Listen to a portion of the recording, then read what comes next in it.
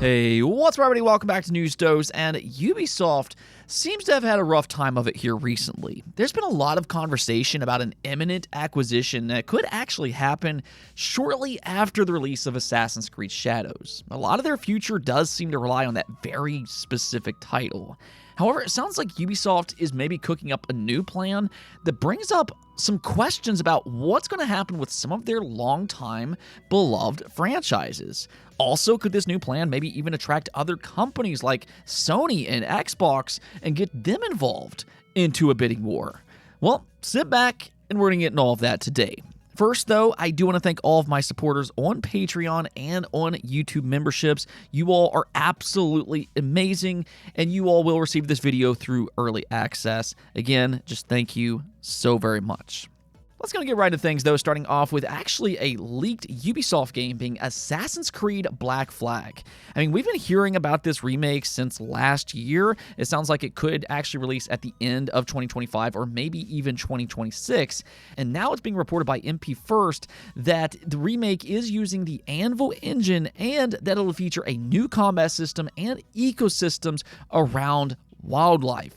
So that almost suggests that this is a lot more than just a simple remaster. It sounds like it's going to be much more in line with a full-blown remake and that it will have new gameplay and also new content. This is going to be a little bit more ambitious. So I think that's actually really exciting to hear. And, you know, if this turns out to be a success, this could even lead to more Assassin's Creed remakes going forward. I could easily see a return to the Ezio trilogy, that's still my favorite in the series, or even Assassin's Creed 1. For the time being, though, I'm glad to hear that they're revisiting Black Flag. I know they tried to keep its essence going with Skull and Bones, but, you know, I don't think that was really ever the answer for another Black Flag game. If anything, a sequel would have probably been better, and this could actually lead to that as well. Now, if you're a fan of Japanese games, then, well, I have some good news in two different parts. We'll first start off here with yet another remaster. Bandai Namco is reviving the much-needed Tales of Graces, and I say that because this was actually a late PlayStation 3 exclusive, unless you're from Japan, in which it was also available on the Nintendo Wii. So, unfortunately, a lot of people in the West just simply missed out on Tales of Graces. And even though I do like the Tales of series, I am included as a part of that group. So I'm actually really happy that they're reviving Tales of Graces with this new remaster, and it sounds like they actually did a really good job. Reviews have been rolling out, and it currently has an 83 overall score with 21 reviews. And just to kind of put that into perspective, this automatically makes it one of the better reviewed Tales of games. Tales of Arise being the highest has an 87, Tales of Symphonia has an 86, and even the beloved Tales of Vesperia only has an 81 for the definitive edition. Now, personally, I really disagree with that score because I think Tales of Vesperia deserves way higher than that. But if anything else, it goes to show you just how much critics are enjoying the newest release being Tales of Graces F. From what I gathered, it sounds like it has one of the better combat systems in franchise history, and the story is really compelling as well.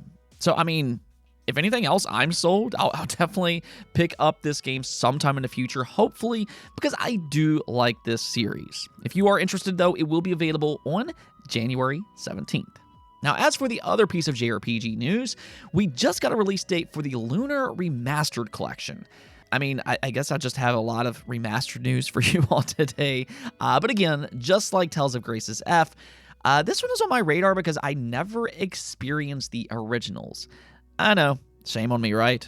I must just be uncultured or something, but I've always heard such great things about the Lunar series. So I would like to try it out, and if you're a part of that group as well, it sounds like we're not going to have to wait all that long because it will be available on April 18th. In fact, it's even getting a physical release for Nintendo and for PlayStation, which you can pick up on Amazon for $55. Now, pre-orders haven't gone live quite yet, but if you want to add it to your collection, they already have it listed on Amazon, so it shouldn't be that much longer before it goes live. Now, if you're on PC or Xbox, don't worry, because it will get a digital version on both of those platforms as well. If you've played the Lunar series, though, give me your opinion about them in the comments below. Do you recommend them? Because, again, I'm actually interested in this series, and I'd like to hear what you all think and whether or not I should eventually play it later down the road. All right, so let's go and get into the Ubisoft acquisition because this has been a very fluid situation. Last we had heard, Tencent and Ubisoft were at a bit of a stalemate. Basically, the Guillemot brothers wants to sell Ubisoft, but they still apparently want to remain in control of the company. Now, obviously, Tencent being the key buyer right now doesn't exactly like that idea because why would they? I mean, it really just makes zero sense whatsoever.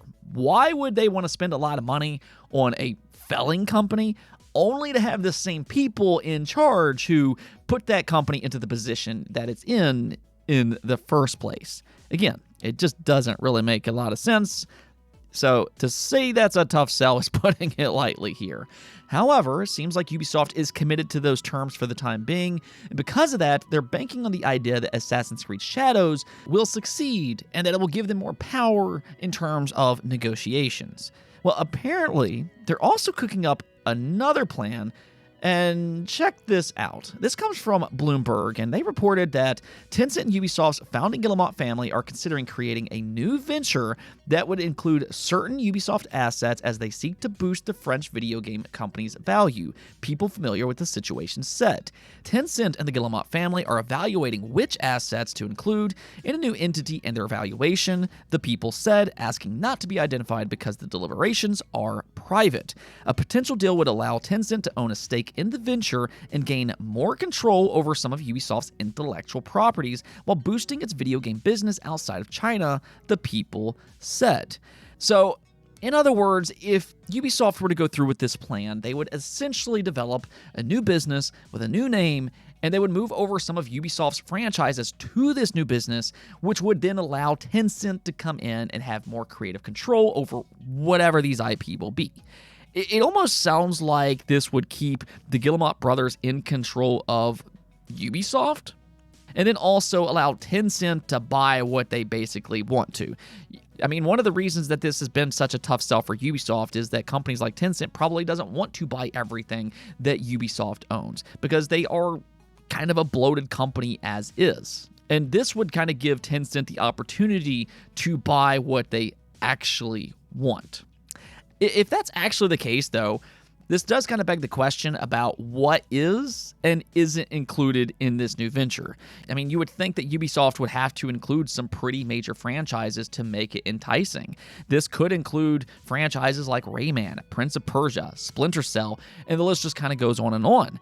I almost kind of wonder if the Guillemot brothers just wants to keep Ubisoft and turn them into an Assassin's Creed factory and then move over some of these other franchises to this new venture. Now, I'm not saying that's what's going to happen, but if they can make this new venture attractive enough, I also wonder if they could maybe attract other buyers besides just Tencent. Right now, Tencent's the only one that's willing to put up the money for Ubisoft in its entirety. But if they can create this new venture and slim down some of the fat, could this new venture grab the attention of companies like Microsoft and Sony as two such examples? Would they be interested in some of Ubisoft's key franchises as a part of this new business? I mean, that's the thing, because nothing really is set in stone quite just yet. But the more that this story unravels, the one thing that is pretty clear here is that the Ubisoft that we've come to know, it seems like they are on the way out. There's a probable chance by the end of 2025, there will be breaking news regarding Ubisoft and their future within the game industry. Let me know what you all think about the future of Ubisoft, though. Now, one last topic before I go. According to Jeff Grubb, it sounds like the upcoming Pokemon Legends ZA will not be a Switch 2 game after all. There was a lot of speculation that it would be a Switch 2 title because they did not announce the platforms it would release on when they first teased it. However, Jeff Grubb on the last of Nintendogs said, "I did hear that everything in the Pokemon Direct will be positioned as these games are Switch 1 games. They will work on Switch 2, but there will not be anything that is obviously made for Switch 2, which is normal for the Pokemon Company." Now, that last part is very much correct. The Pokemon Company isn't exactly known to release games for new consoles during their launch year. They tend to be a little bit late to the party. But if this actually turns out to be true, I'd personally still wait to hear more about the Switch 2's backwards compatibility and how exactly it works. The reason I say that is because as long as Pokemon Legends ZA has a good art style and it has stable frame rate on the Switch 2, then I think most people will be fairly happy with what Pokemon Legends ZA has to offer. The problem that the Pokemon Company ran into this generation with the current Switch, mainly with Scarlet and Violet, was that their performance was terrible, to say the least. And there is hope that the Switch 2 will fix that game specifically through its backwards compatibility. Technically, it is very possible that the Switch 2 could just brute force its frame rate, and we could see a similar situation with other games as well. I actually talked about this topic a few months back with games like Zelda Echoes of Wisdoms as one such example. But I hope Pokemon Legends EA is stable on the current Switch. But if it isn't, there is a chance that the Switch 2 could actually improve it. We also need to hear whether or not the Switch 2 will offer any visual enhancements similar to how the Xbox Series X handles its backwards compatibility. We're talking about Nintendo, so it's hard to say, but my recommendation here is to not necessarily worry too much about what games releases for the Switch 1 as opposed to the Switch 2 this year, because that's going to probably happen a lot, and we do still need more information about the Switch 2 and how its backwards compatibility works. Let's go take a look at the poll of the day, though, where I asked you all, do you think Phil Spencer has done a good job as the X-Boss? And the vast majority of you, in fact, agrees that he's done an overall good job. Several of you pointed towards him saving Xbox possibly twice now. You have to kind of keep in mind that Xbox is under a massive company that expects results. And when Phil Spencer took over Xbox, they weren't even close to delivering those expected results. So the way I look at this is the fact that Phil Spencer somehow convinced Microsoft to buy 20-plus studios, including Microsoft's biggest acquisition ever being Activision Blizzard. That is nothing short of incredible given what the Xbox brand was when he first took over. He somehow took a brand that was on the brink and not only managed to save it, but he grew it exponentially. So I understand not everybody necessarily likes his kumbaya mentality. It is very different for consoles, but without Phil Spencer, I don't know if there is an Xbox in 2025. So I agree. I think that he's done the best job that he could with what he was given, and he secured a legitimate future for Xbox. Anyways, though, that's going to be it for this episode, but until next time, subscribe, ring that bell, and peace out.